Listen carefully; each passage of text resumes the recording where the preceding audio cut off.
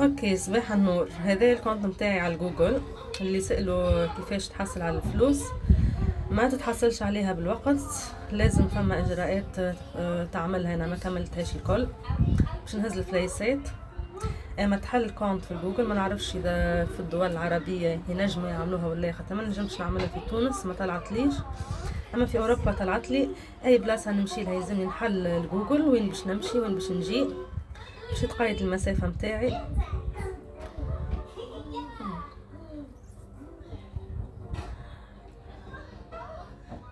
تهبطوا في تصاور، يجيب لكم مشاهدات، تعديلات لي انا كهو.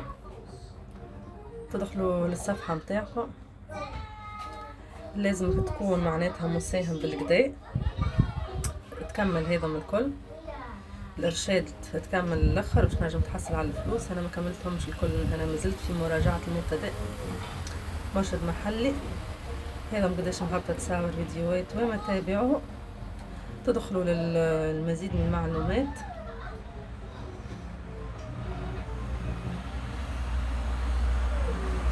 هنا يقول لك على قديش نقاط تتحصل، وبعدها تولي تخلص من جوجل، فهمتني، والمستويات، وبعدها تهز منهم الكادوات والفلوس وكل شيء، وتدخل البارامتر من هون. وهنا فما أسئلة تجاوب عليهم البلايص اللي انتي مشيت لهم، نعم أو لا، فهمتني.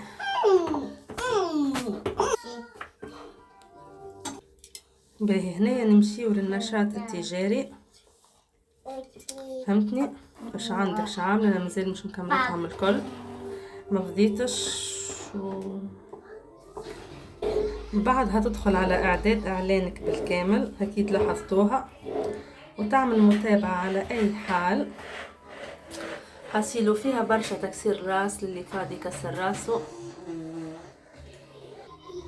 هنا يقول لك بلجيكا والتوقيت متاعك اذا انت في اوروبا، يخلصوك العرض التمهيدي. تم تطبيق العرض بنجاح، وستتلقى رصيدا بقيمة 400 أورو عند الاتفاق. أنا ما كملتوش الاتفاق للآخر، فهمتني.